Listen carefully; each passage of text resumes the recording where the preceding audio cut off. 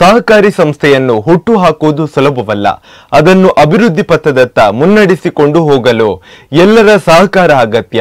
ಈ ಸಂಸ್ಥೆಯು ಶೀಘ್ರವೇ ಅಭಿವೃದ್ಧಿಯನ್ನು ಹೊಂದಿ ಜನರಿಗೆ ಸೇವೆ ನೀಡುವಂತಹ ಸಂಸ್ಥೆಯಾಗಿ ಬೆಳೆಯಲಿ ಎಂದು ಕರ್ನಾಟಕ ರಾಜ್ಯ ಸಹಕಾರ ಮಾರಾಟ ಮಂಡಲದ ಅಧ್ಯಕ್ಷರಾದ ಡಾಕ್ಟರ್ ಎಂಎನ್ ರಾಜೇಂದ್ರ ಕುಮಾರ್ ಹಾರೈಸಿದ್ದಾರೆ. Udyavara Saint Francis Xavier Catholic church ಸಭಾಂಗಣದಲ್ಲಿ ನಡೆದ ಉಡುಪಿ ಗ್ಯಾರೇಜ್ ಮಾಲಕರ ಮತ್ತು ಕಾರ್ಮಿಕರ ಸೌಹಾರ್ದ ಸಹಕಾರಿ ಸಂಘದ ಉದ್ಘಾಟನಾ ಸಮಾರಂಭದ ಸಭಾ ಕಾರ್ಯಕ್ರಮವನ್ನು ಉದ್ಘಾಟಿಸಿ ಅವರು ಮಾತನಾಡಿದ್ರು.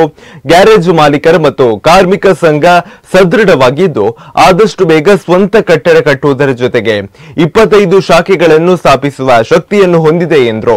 ಉಡುಪಿ ಚಿಕ್ಕಮಗಳೂರು ಸಂಸದ ಕೋಟ ಶ್ರೀನಿವಾಸ್ ಪೂಜಾರಿ ಮಾತನಾಡಿ, ಗ್ರಾಹಕರಿಗೆ ಸಮರ್ಪಣಾ ಮನೋಭಾವದಿಂದ ನಗುಮೊಗದ ಸೇವೆಯನ್ನು ನೀಡಿ ವಿಶ್ವಾಸ ನಂಬಿಕೆಯಿಂದ ವ್ಯವಹಾರ ಮಾಡಿಕೊಂಡು ಮುನ್ನಡೆದರೆ ರಾಜ್ಯಕ್ಕೆ ಮಾದರಿ ಸಂಘಟನೆಯಾಗಿ ಬೆಳೆಯಲು ಸಾಧ್ಯವಿದೆ ಎಂದು ಹಾರೈಸಿದ್ದಾರೆ.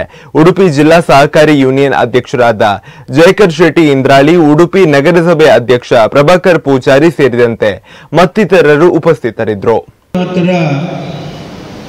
ಸಂಘ ಹಾಗೂ ಕಾರ್ಮಿಕರ ಸಂಘಕ್ಕೆ ಉದ್ಘಾಟನೆಗೆ ಯಾಕೆ ಬಂದಿದೆ ಅಂತ ಹೇಳಿದರೆ, ನಮ್ಮದು ಯಾವುದೇ ವಾಹನ ಇರಲಿ, ಸಣ್ಣ ವಾಹನ ಇರಲಿ, ದೊಡ್ಡ ವಾಹನ ಇರಲಿ, ಅದನ್ನು ರಿಪೇರಿ ಮಾಡಬೇಕಿದ್ರೆ ಗ್ಯಾರೇಜಿಗೆ ಹೋಗ್ತಿದ್ದೆ ನಾನು. ಮೊದಲು ನನ್ನಲ್ಲಿ ಎಲ್ಲ ವಾಹನಗಳು ಇದ್ದವು, ಸಣ್ಣದು ಇತ್ತು, ದೊಡ್ಡದು ಇತ್ತು, ಇವತ್ತು ಇದೆ.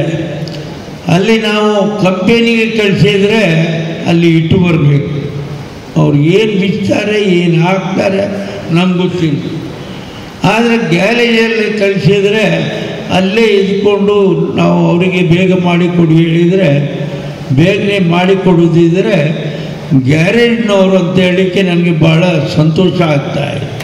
ಆಮೆಲ್ಲ ವಾಹನಗಳು ಗ್ಯಾರೇಜ್ನಲ್ಲಿ ನಾವು ಇಟ್ಟು ಕೆಲಸ ಮಾಡಿಸ್ತೇವೆ, ಕಂಪನಿ ಕಳಿಸೋದು ಕಮ್ಮಿ.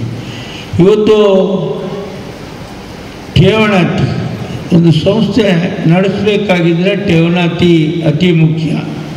ಠೇವಣಾತಿಯನ್ನು ಇವತ್ತು ಅವರು ಒಂದು ವೇದಿಕೆಯಲ್ಲಿ ಪಡ್ಕೊಂಡ್ರು, ಠೇವಣಾತಿ ಕೊಟ್ಟವರಿಗೂ ಗೌರವ ಸಲ್ಲಿಸೋದು. ನಾನು ಮತ್ತೊಂದು ವಿಶೇಷತೆಯನ್ನು ಕಂಡೆ, ಉದ್ಘಾಟನಾ ಸಮಾರಂಭ ದಿವಸದಲ್ಲೇ